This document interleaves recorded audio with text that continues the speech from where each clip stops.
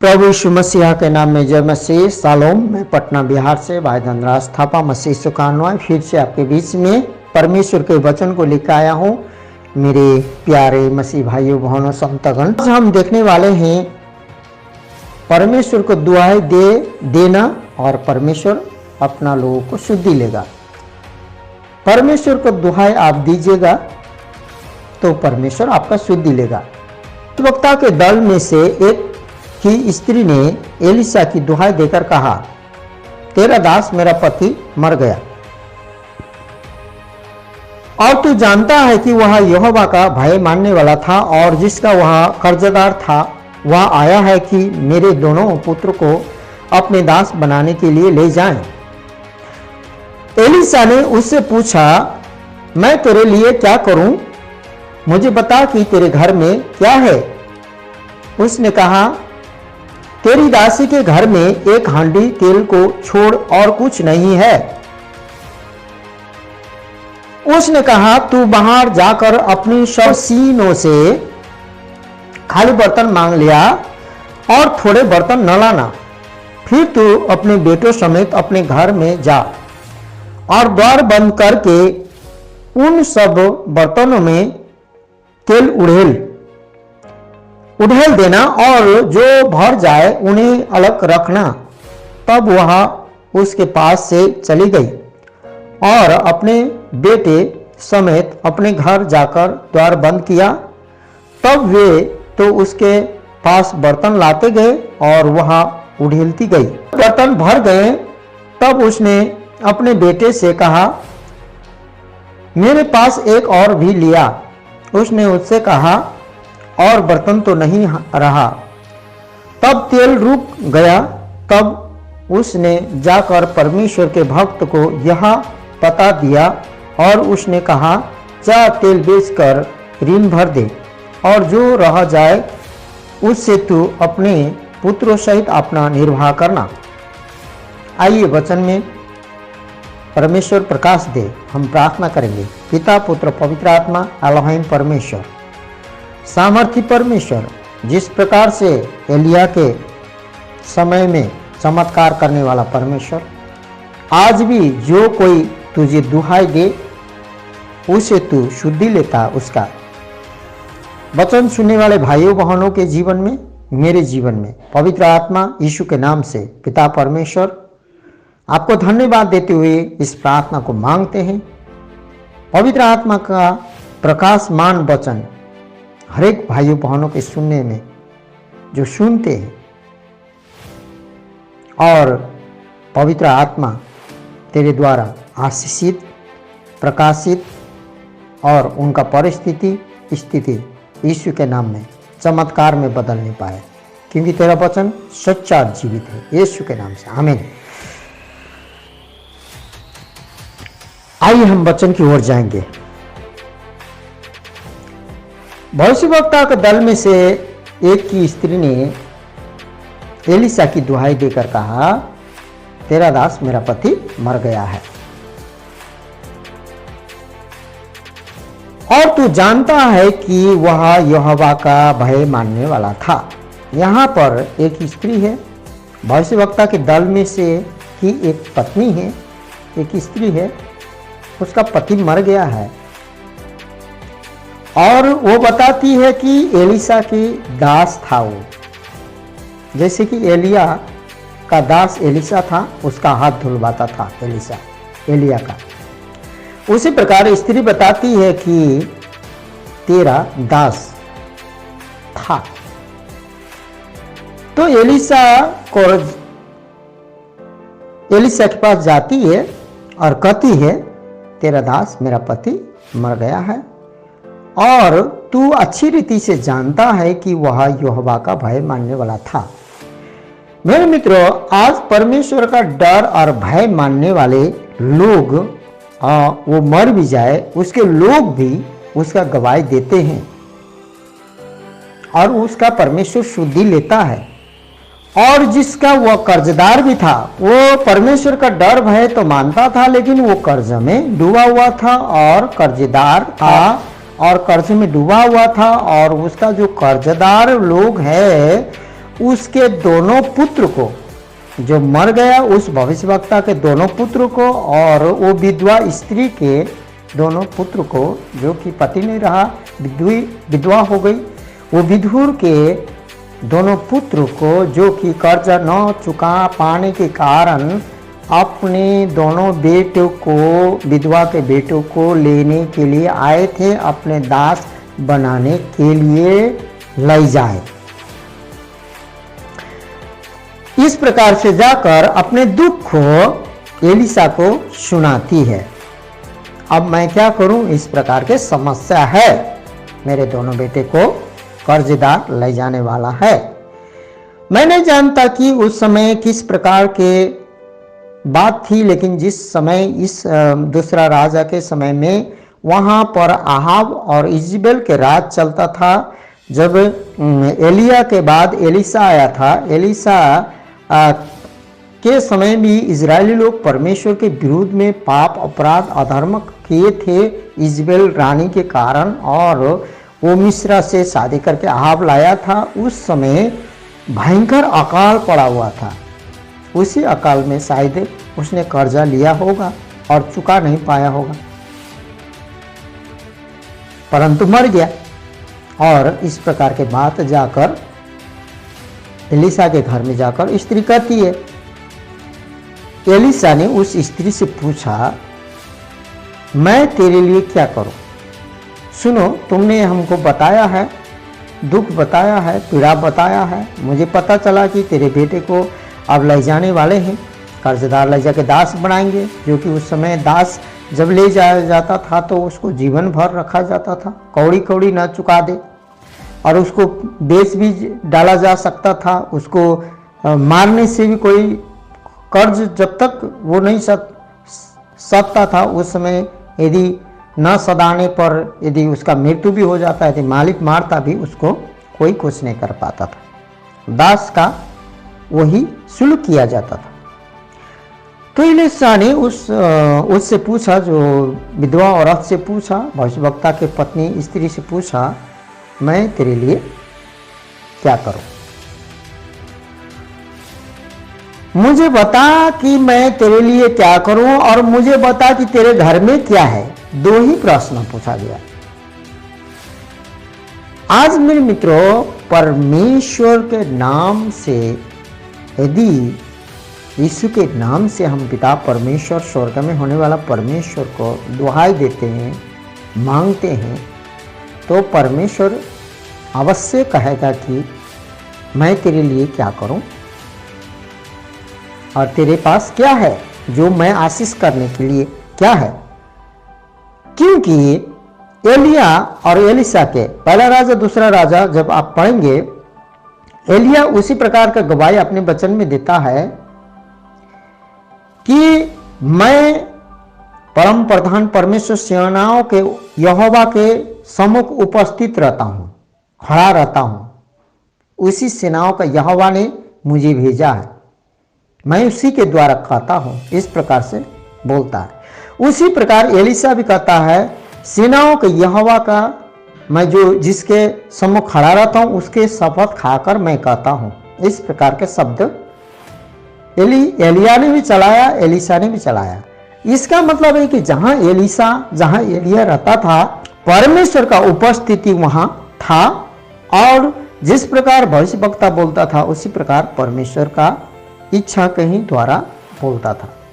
तो मैं ये विश्वास करता हूं कि उसने एलिसा ने परमेश्वर की सुनी और परमेश्वर ने उसे कहा होगा, बाइबल में नहीं लिखा है, उस विधवा से पूछ जो उसका पति मेरे डर भय मानता था, उससे पूछ कि मैं तेरे लिए क्या करूं, और मैं जो परमेश्वर है, जो मैं तेरे लिए क्या करूं, और तेरे घर में क्या है जो परमेश्वर आशीष दे।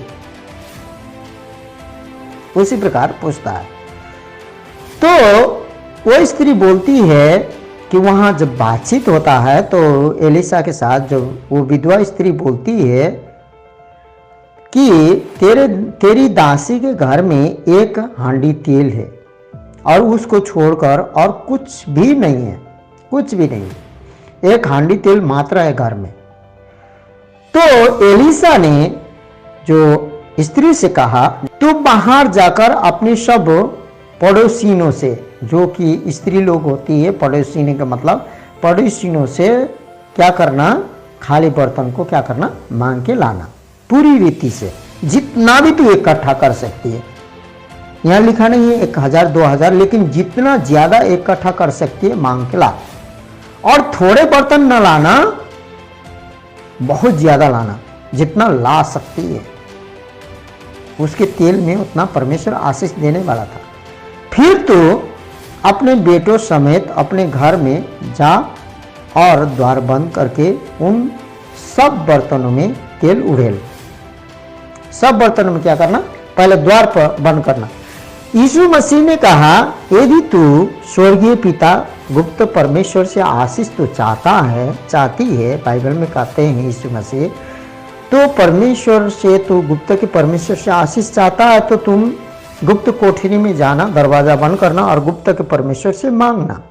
यहाँ पर भी परमेश्वर आशीष देने वाला है, लेकिन दरवाजा बंद करके सारे बर्तनों को लेकर घर के अंदर में जाकर दरवाजा बंद कर लेना है। तब वह उसके पास से चली गई। उसके बाद में स्त्री बातचीत करके एलिसा के पास से चली गई और अपने बेटों समेत अपने घर जाकर द्वार बंद किया। तब वे तो उसके पास बर्तन लाते गए। दोनों बेटा बर्तन को देते गए। वो भरती गई, उड़लती थी, फिर सीधा करती थी। बड़ा जो पहला वाला हांडी था फिर भर जाता था, फिर उड़लती थी, फिर सीधा करती थी, फिर भर जाता था। उड़लती गई, भरता गया।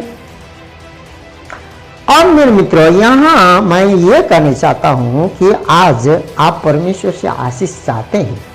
यदि किसी पास्टर से, किसी भाषवक्ता से अपने जाके दुख को सुनाते हैं और कहते हैं कि मेरा परिवार, जो प्रियजन हम लोगों ने खो दिया है और वो नहीं रहे हैं, लेकिन वो परमेश्वर के डर भय मानते थे।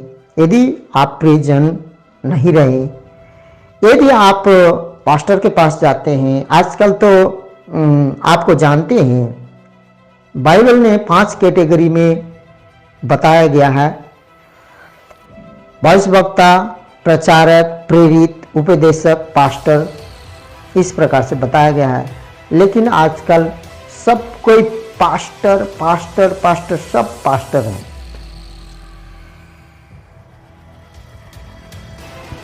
कोई अपने बुलावट को नहीं पहचानते हैं, सिर्फ पास्टर हैं। और उनको क्यों बुलाया है, किस वरदान में चल रहे हैं, उनको खुद भी मालूम रहता है नहीं है, सिर्फ वो पास्टर है। उपदेशक भी पास्टर, प्रचारक भी पास्टर, सब पास्टर हैं, जो भी हो। लेकिन बाइबल हमें 5 बुलावट का और 9 दान वरदान का, 9 आत्मा का फल का स्पष्टीकरण कर देता है, क्योंकि बाइबल सच्चा है। बाद में मैं ये कहना चाहता हूँ, जिस प्रकार से परमेश्वर यहोवा के बात को सुनकर एलिसा ने भविष्यवक्ता के जो लोग में से एक की पत्नी जो विधवा थी, उस विधवा ने अपनी परिस्थिति को सुनाया और उसने जिस प्रकार से एलिसा ने कहा, उसके बातों को पूरी रीति से अपने पास आकर ऐसा विश्वास से आई, पूरी रीति से अपने पास आकर उसने पूरी रीति से कहा कि मैं ऐसा ही करूंगी। और उसने, हम बाइबल को मैं देखता हूं कि बाइबल में जिस प्रकार से एलिसा ने उसको कहा था, उसी प्रकार उसने अपने घर में आई, द्वार को बंद किया और अपने बेटों समेत बर्तन को ले गई और तेल उड़लते गई पूरी रीति से जितना भी बर्तन लाया था, क्योंकि एलिसा ने वैसे ही प्रकार से बता के भेजा गया था। आज मेरे मित्रों, आप लोग प्रार्थना करते हैं, बहुत लोग मेरे पास आते हैं, प्रभु पवित्र आत्मा मुझसे बातचीत करता, लोगों को बोलते हैं, मैं स्पेशल भविष्यवक्ता तो नहीं हूँ, परमेश्वर मुझसे बात कर लेते हैं, क्योंकि परमेश्वर सच्चा है, जीवित है। चाहने वालों से परमेश्वर बात करते हैं, मुझे बात करते हैं, लोगों के बारे में बताते हैं, मैं भी बता देता हूँ। लेकिन जानते हैं लोग जैसा परमेश्वर बताते हैं ना, उसके विरुद्ध काम करता है। आज के मसीह भाई बहन, आप विरुद्ध काम मत कीजिए, वचन के विरुद्ध काम नहीं कीजिए। तो बहुत से मसीह लोग आज बहुत से बातों को, जो परमेश्वर के वचन में जो प्रतिज्ञा के वचन है, आशीष का वचन है, वो आशीष ले नहीं पाए हैं। आज वो विधवा स्त्री यदि एलिशा के बात को न मानती, सलाह लेकर पक्का पक्की वो न मानती, यदि जैसा एलिशा ने कहा आकर ऐसा नहीं करती, उसके पास जो था उसने कहा मैं क्या करूं और तेरे पास क्या है जो परमेश्वर आशीष करे, वो ऐसा न करती, तो पक्का था कि वो दोनों बेटा को विधवा से छीन के ले जाता, दोनों दास बनाने के लिए, और विधवा अकेली रहती और आशीष को नहीं पाती। लेकिन उसने ऐसा ही किया, ऐसा ही किया। तो ऐसा करने के बाद मेरे मित्रों, अब हम लोग पढ़ेंगे दूसरा राजा 4 का 6-7 पद। जब बर्तन भर गए तब उसने अपने बेटे से कहा मेरे पास एक और भी ले आ। उसने उससे कहा और बर्तन तो नहीं रहा। तब तेल रुक गया। तब उसने जाकर परमेश्वर के भक्त को यह बता दिया। भक्त को किसको? जो एलिशा के पास सलाह लेने गई थी। ऐसे सलाह लेकर आई, जैसा उसने कहा ऐसे दरवाजा बंद करके की। उसके बाद जाकर बताए कि हाँ तेरे कहे हुए सारे बातों को किए, परमेश्वर ने चमत्कार किया, ऐसे बोली होगी। यहाँ बाइबल में नहीं लिखा है, बाइबल में बहुत से बातों को नहीं लिखा है। वहां स्त्री जाके उछलते कूदते हालेलुया जय जयकार करते अवश्य ही गई होगी उस चिन्ह चमत्कार को देखकर। जाके बताई तो भविष्यवक्ता ने नहीं कहा वो उतना आशीष मिला है तो आधा मुझको भी देना, नहीं कहा। उसमें से 50-50 बांटेंगे, नहीं कहा। आजकल मैं सुनता हूं कि ऐसा भी होता है, पास्टर लोग प्रार्थना करते हैं तो लोग उस विश्वासी से 50-50 बांटते हैं। अब हम नहीं जानते, सुने हैं, क्योंकि मैं प्रभु में ज़्यादा दिन से नहीं हूँ, 10 साल से हूँ स्पष्ट रीति से, जो कि प्रभु को चिंता हूँ।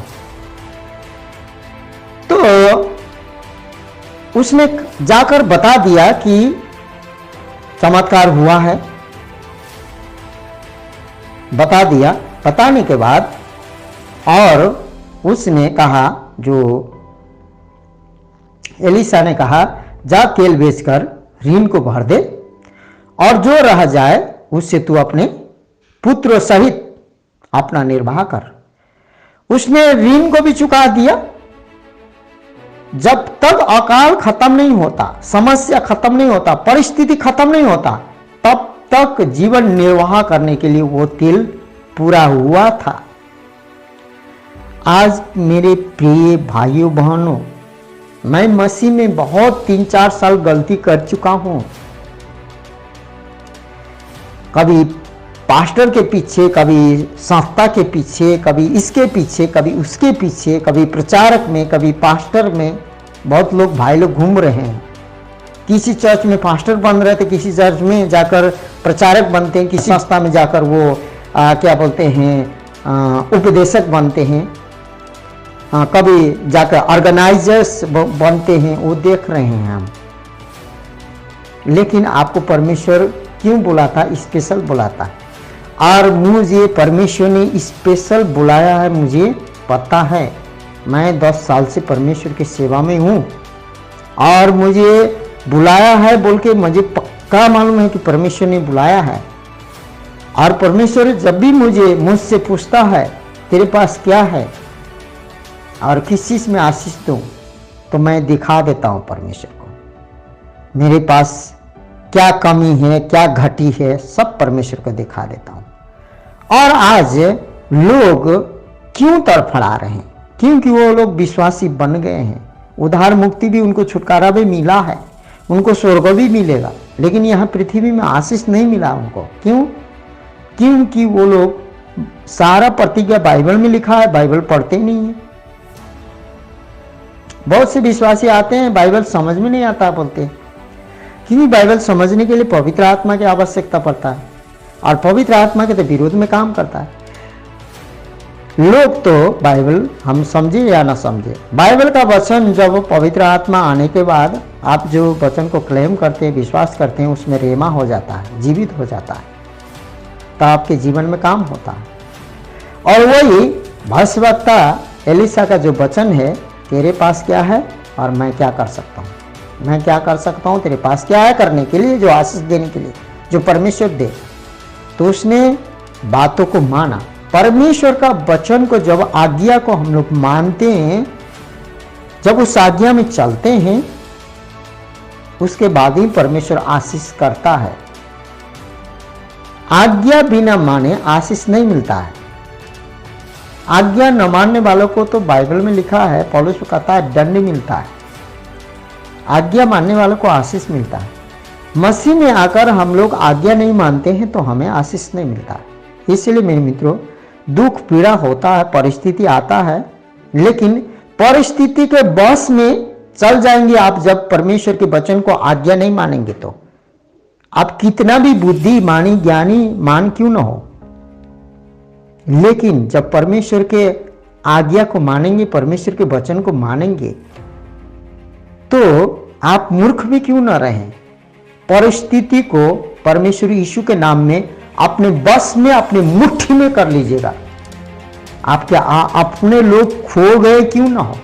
उसका पति भविष्यवक्ता खो अपना मर गया था, फिर भी उसने उस गरीबी के परिस्थिति को, अपने बेटे लोगों को दास्तप में जाने वाला परिस्थिति को उसने आज्ञाकारिता के कारण मुट्ठी में कर लिया। वो धनवान हो गई, उसने आज्ञा माना था। आज आप और हम भी, क्योंकि बाइबल कहता है इब्रानी की पुस्तक में, परमेश्वर कल और आज युगन युग एक समान है, कभी भी नहीं बदलता है। उस समय काम करने वाला आज भी आपके मेरे जीवन में काम करने के लिए यीशु मसीह तैयार है। आप यदि परमेश्वर का डर भय मानते हैं तो परमेश्वर के पास जाकर आप दुहाई दीजिए। यदि कोई सेवक सेविका जो आप लोगों को खो दिए हैं और आपके पास परिस्थिति है, तो आप जाकर दुहाई दीजिए परमेश्वर को, मेरे लोग ऐसे तेरी सेवा को किया है। परमेश्वर शुद्धि लेगा। परमेश्वर को जो दुहाई देता है उसका परमेश्वर शुद्धि लेता है। वो सच्चा है, वो जीवित है, और परमेश्वर आपके जीवन में, मेरे जीवन में काम करेगा और आपके जीवन को, मेरे जीवन को बदल देगा। और आप और हम परमेश्वर यीशु के नाम में गरीबी को, परिस्थिति को, दास्तव को, अकाल को मुट्ठी में कर लेंगे। उस समय सब कोई भूखा रह गए होंगे, अगल बगल वाला पड़ोसी परिस्थिति को झेल रहे होंगे, लेकिन वो भविष्यवक्ता में से जिसका जो मर गया था, उसकी पत्नी और उनका दोनों बेटा परमेश्वर के आशीष में हालेलुया करके खा पी रहे थे। मैं ये विश्वास करता हूँ आपके जीवन में भी आप परमेश्वर के वचन को आज्ञा में चलिए। थोड़ा बहुत दुख उठाना पड़ेगा, समाज से दुख उठाना पड़ेगा, मसीह भाई बहनों से भी दुख उठाना पड़ेगा, क्योंकि सच्चाई को कोई पसंद नहीं करते हैं। जो समझते हैं वो पसंद करेंगे, जो नहीं समझते हैं। लेकिन आपको परमेश्वर कभी नहीं छोड़ेगा, कभी भी नहीं त्याग देगा। परमेश्वर युगन युग एक समान है, कभी भी नहीं बदलता है। मेरे प्रियो, इस वचन के द्वारा आप लोगों को बहुत आशीष मिले। और कोई भी भाई बहन इस प्रकार के परिस्थिति में है तो परमेश्वर को दुहाई दीजिए। परमेश्वर आपको शुद्धि लेने के लिए तैयार है। आपको परमेश्वर को, आपके चिंता परमेश्वर पर डाल दो, परमेश्वर का ध्यान है, और वचन पर बने रहो। इसीलिए तो यीशु ने कहा, तुम मुझ में बने रहो, मैं तुम में बना रहूंगा। यदि मेरा वचन तुम में बना रहे तो जो कुछ भी मांगो दिया जाएगा। परमेश्वर का वचन बना रहेगा तो आज्ञा में रहेंगे। जो कुछ भी आज हम आप मांगेंगे हमें जरूर ही मिलेगा, यीशु के नाम में। आमीन।